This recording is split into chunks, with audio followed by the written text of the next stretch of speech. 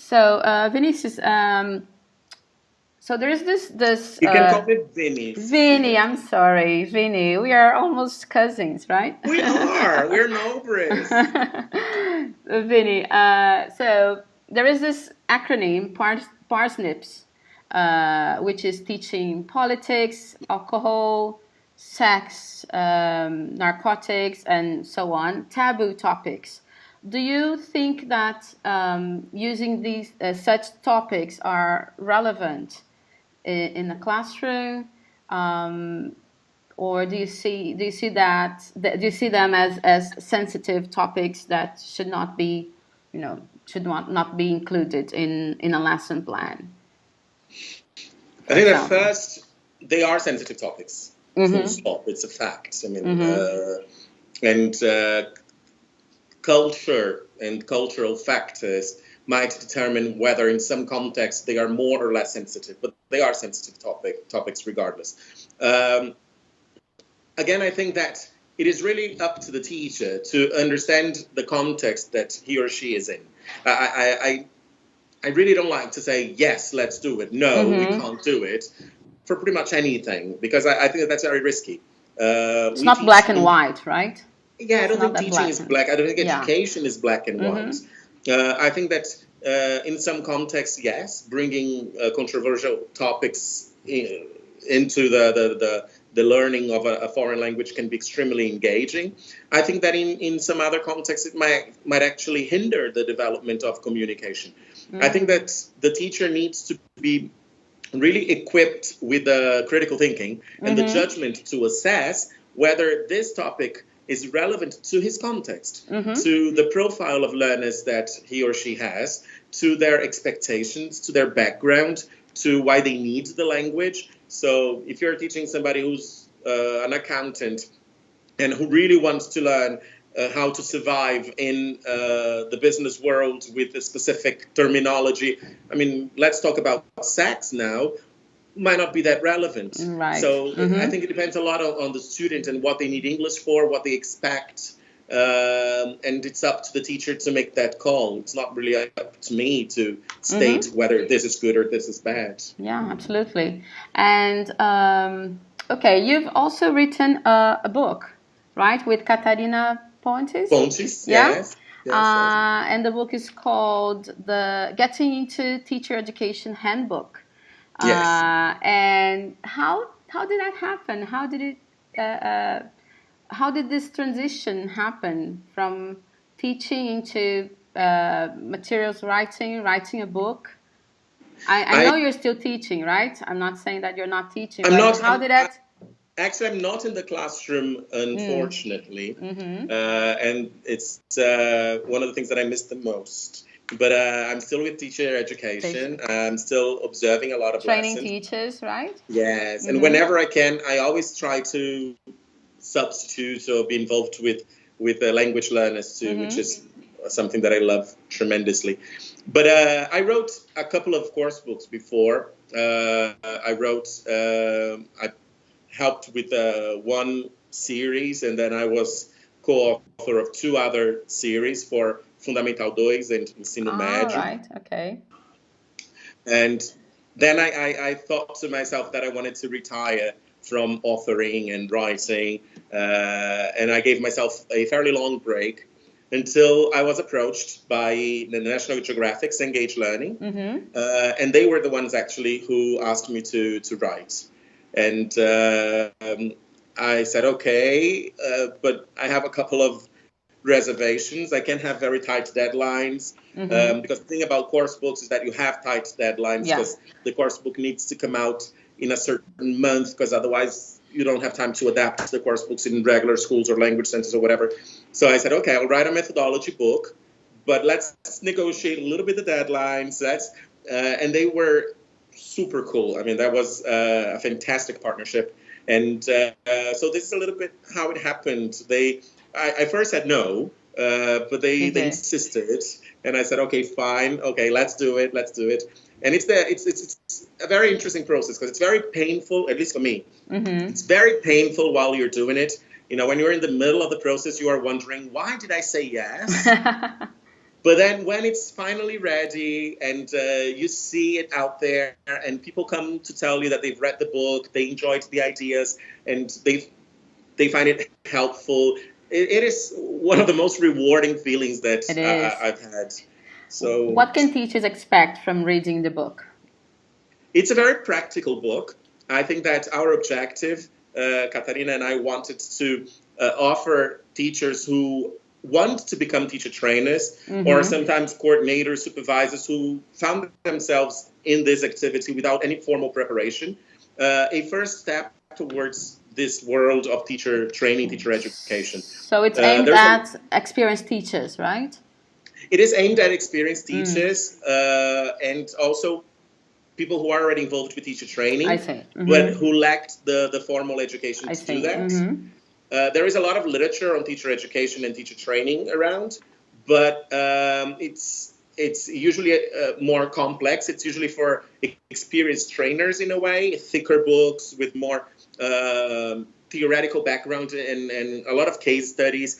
And we felt that a handbook, something very practical, easy to read, that could introduce people to this different activity or this new opportunity in their professional lives was missing. So that's why we came up with a handbook for people to get into teacher education. That's great.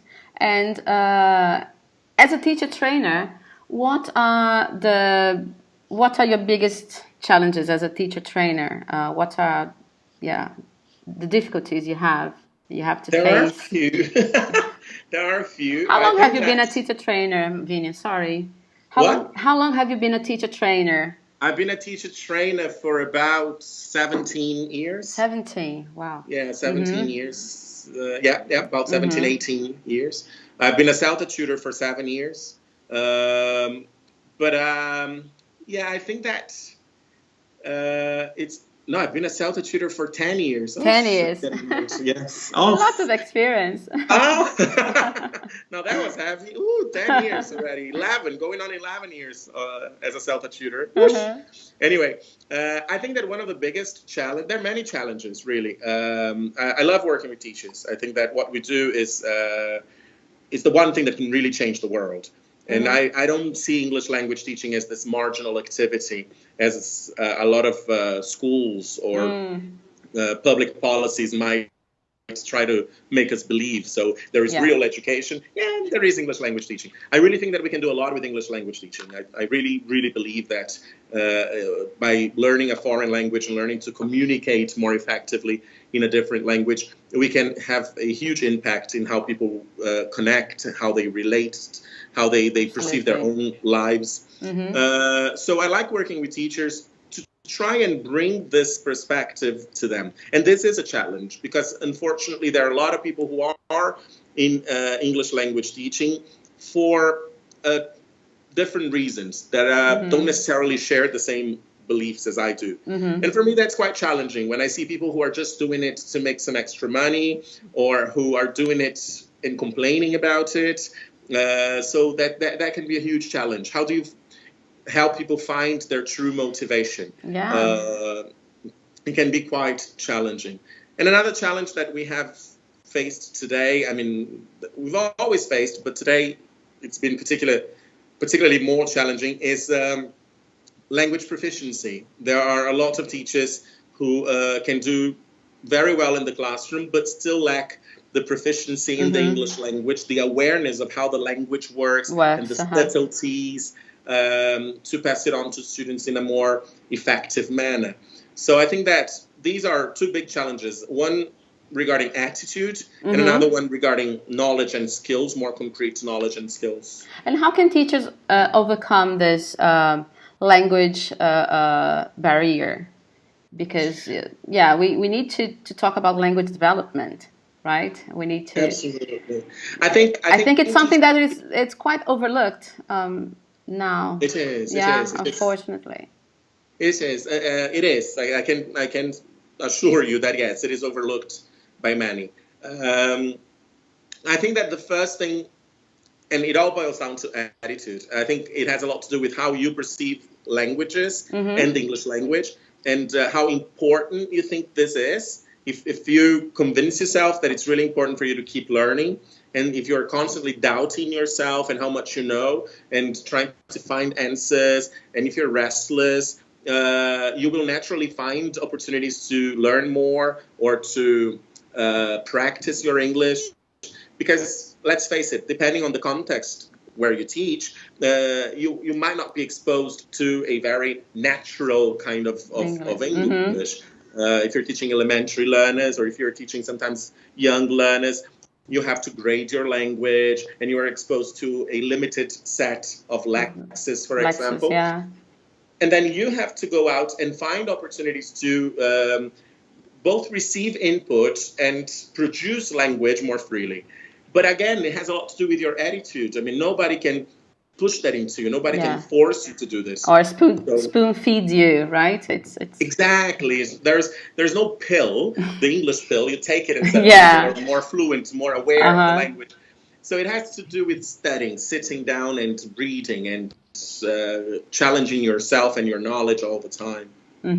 Yeah, definitely. And my last question is, Vinny, what currently what are the most useful teaching aids or tools that you have nowadays? Yeah, I think that, and then I will quote, but not really quote, because I can't remember any quote. But I will resort to my dear friend Scott Thornbury when he brought up the whole discussion about dog me, and when he challenged a number of beliefs regarding resources and course books and etc. And I will resort to him a little bit. I think that today the most important tool that we have, the most important resource that we have, is still the teacher. And I think that unfortunately we've been looking at a number of other things and trying to cling to these things as solutions to perform a miracle, and we are not really focusing on what truly matters, which is a teacher who is committed to a very deep understanding of what we do, and understanding that there are teachers in many places around the globe with no technology, sometimes no board, who are doing an amazing job, because they find ways to get from the students, who, in my opinion, are a resource as important as the teacher. So essentially the people in that environment, both the students and the teacher. And the moment we understand how we can maximize these two powerhouses that we have, the students and their environment and their knowledge about the world and their willingness and their expectations, and the teacher with a very deep, serious, committed attitude towards language learning, with a very professional perspective regarding what we do, anything else that comes will be welcome, but won't be the flavor of the month, or won't be essential. So if it's an interactive whiteboard or an internet connection or beautiful flashcards or whatever, it will enhance the learning, but learning won't depend on them. Yeah. Okay. Yeah, lovely. Thank you so much, Vinny. Thank you. Congratulations on the beautiful work that you do. Thank you so much, dear. Bye-bye. Bye.